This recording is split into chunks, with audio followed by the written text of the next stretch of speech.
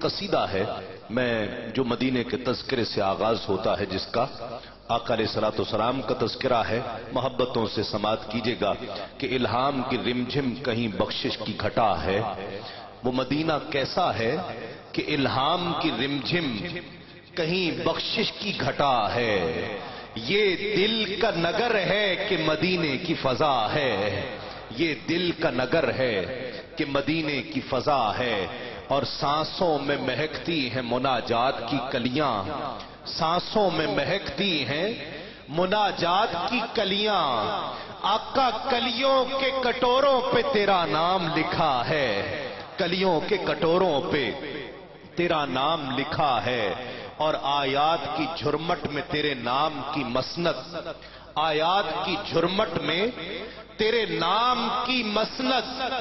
لفظوں کی انگوٹھی میں نگینہ سجڑا ہے، لفظوں کی انگوٹھی میں نگینہ سجڑا ہے۔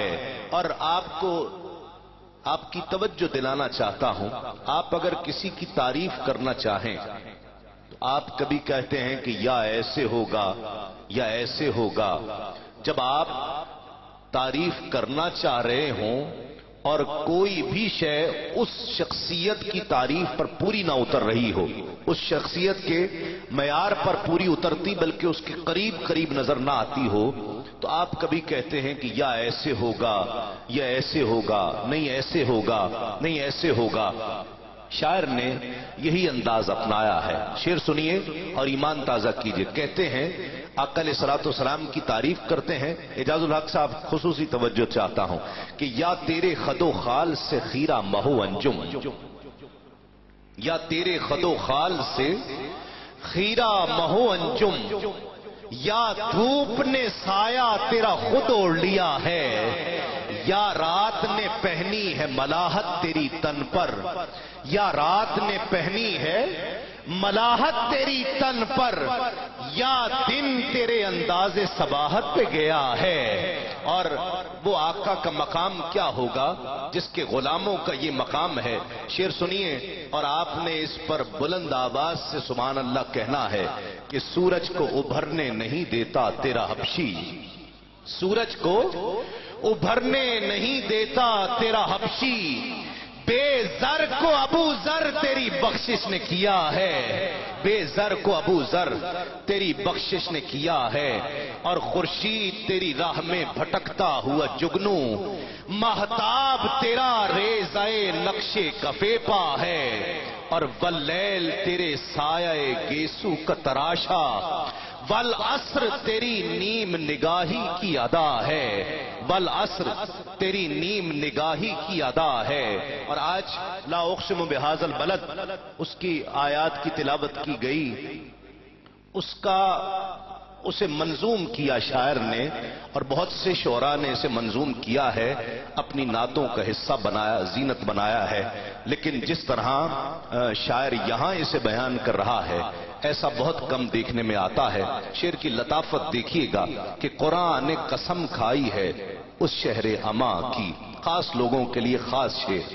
قرآن نے قسم کھائی ہے اس شہر اما کی، جس شہر کی گلیوں نے تجھے ورد کیا ہے، جس شہر کی گلیوں نے تجھے ورد کیا ہے۔ اور سفر معراج پر آپ دور سے آسمان کو دیکھیں تو جھکا ہوا دکھائی دیتا ہے۔ کیوں جھکا ہوا دکھائی دیتا ہے؟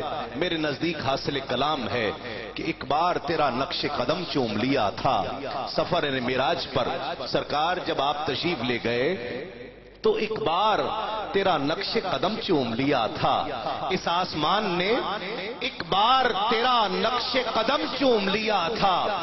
اب تک یہ فلک شکر کے سجدے میں جھکا ہے، اب تک یہ فلک شکر کے سجدے میں جھکا ہے۔ اور اترے گا کہاں تک کوئی آیات کی تہ میں، اب کون حد حسن طلب سوچ سکے گا کہ کونین کی وسعت تو تہے دست دعا ہے، کونین کی وسعت تو تہے دست دعا ہے۔ شاعر نے 44-45 اشعار اس قصیدے کے لکھے، لیکن آخر اسے کہنا پڑا کیا کہ آقا اب اور بیاں کیا ہو کسی سے تیری مدحت، تھک گیا ہار گیا کہ یہ مدح بیان نہیں ہو سکتی، اب اور بیاں کیا ہو کسی سے تیری مدحت، مولا یہ کم تو نہیں ہے کہ تو محبوب خدا ہے، یہ کم تو نہیں ہے کہ محبوب بھی کیسا کہ جس کے لیے ساری کائنات کو سجایا، نعمتیں بے شمار عطا کی، لیکن کسی نعمت کو عطا کر کے احسان نہیں جتلایا، زمین کو پیدا کیا، آسمان کو رفعتیں عطا کی، پھول کو خوشبو عطا کی، کلیوں کو چٹک عطا کی، ستاروں کو چمک عطا کی، ہواؤں کو چلنے کی خو عطا کی، لیکن احسان نہیں جتایا۔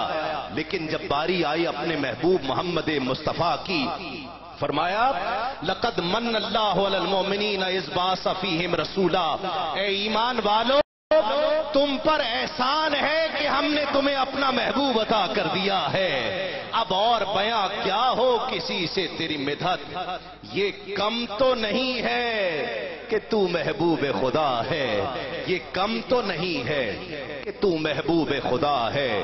اور استغاثہ میرے ساتھ مل کر سب حضور کی بارگاہ میں یہ قصیدہ پیش کرنے کے بعد اب پیش کر لیجئے صداؤں میں، التجاؤں میں کہ اے گنبد خضرا کے مکی میری مدد کر، اے گنبد خضرا کے مکی میری مدد کر، یا پھر یہ بتا کون میرا تیرے سوا ہے، یا پھر یہ بتا کون میرا تیرے سوا ہے، اے گنبد خضرا کے مکی میری مدد کر، یا پھر یہ بتا کون میرا تیرے سوا ہے، الہام کی رمجھم کہیں بخشش کی گھٹا ہے، یہ دل کا نگر ہے کہ مدینے کی فضا ہے، ان آنکھوں سے درے خیر البشر دیکھا نہیں جاتا، کھڑا ہوں کب سے محراب حرم کے سامنے دانش، نظر رہ رہ کے اٹھتی ہے مگر دیکھا نہیں جاتا، نظر رہ رہ کے اٹھتی ہے مگر دیکھا نہیں